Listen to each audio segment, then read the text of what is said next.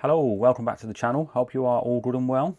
So in this video I thought we could do something a little bit different. I wanted to share a few tips and tricks of how you can be a better metal detectorist. Now that may sound strange given that there is a significant element of luck to the hobby. First off, I want to go through a couple of things I see far too often. First one would be this, hovering your metal detector, 4, 5, 6, 7 inches off the ground.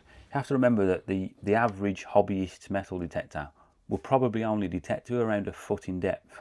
Well, if you're looking for something, of that sort of size, it's not going to pick it up much deeper than a foot. So if your metal detector is 6 inches off the ground, then you're only detecting the top 6 inches of soil, where you're probably less likely to find historical items. The other thing I see a lot is this, and that's swinging your metal detector like it's a pendulum. So you're literally just detecting a narrow line directly in front of yourself, because the rest of the time your metal detector is trying to point at the sky. And then the third thing I see a lot is this,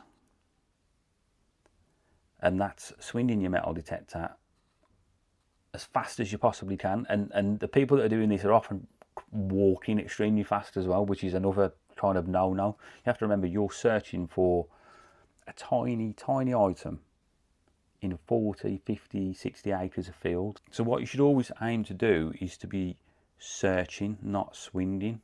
So you want to be sweeping the ground low and slow like this.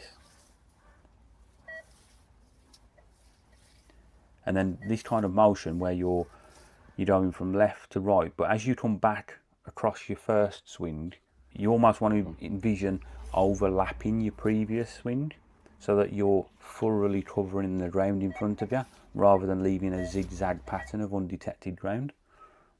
Hope that makes sense. So now we know how to use a metal detector, the next thing is about efficiency. Something I don't see people doing often enough is marking the spot. So X marks the spot. Once you get a signal, you can kind of see on a vertical plane or a vertical line whereabouts that item is lying. But that item, your metal detector will pick up that item, the whole surface area of your coil, and then some. So it's always important to turn 90 degrees and draw that X. So you can literally then, if you swing 90 degrees across your imaginary vertical line, you can now draw a crosshair by using the signal as to exactly where you think that find is. And I promise you, from experience, that 9 times out of 10 it will be within a few inches of where you've put that imaginary X. I promise you. So now we know where the find is. Next thing to do is to dig efficiently, and a good rule of thumb for that, because we've precisely located the item, we can use the width of our spade to size our hole. So rather than digging a huge crater, what you want to do is dig a U shape using the width of your spade. So imagine that's your first line, then put your spade into the round so that it's touching that line again with the width of your spade, and then again the other side. Now you've got almost a U shape in the ground like this,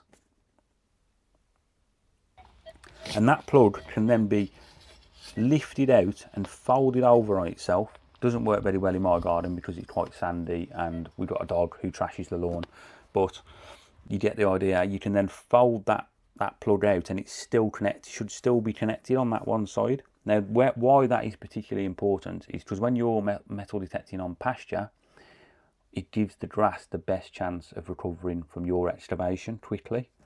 So try and leave that connected soil, so connected roots, by having that one side undug, and you're just folding the plug over. So once you've done that nice tidy, dug that nice tidy hole, next thing to do is to check where the find is. So we do that with our metal detector. Is it in the plug or is it in the hole? So in this occasion, it's in the hole. So what we can do now is use our pinpointer to precisely locate the item.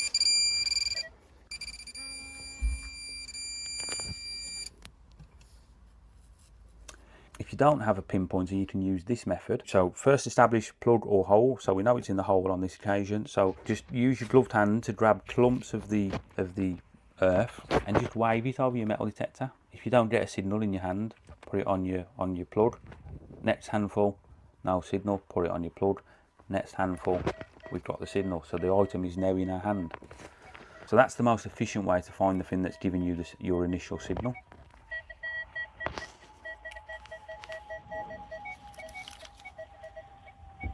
And then once we've found the item, we can neatly fold that plug back over like so, and leave the ground in as best a condition as we can, given that we've, you know, just dug a hole in it.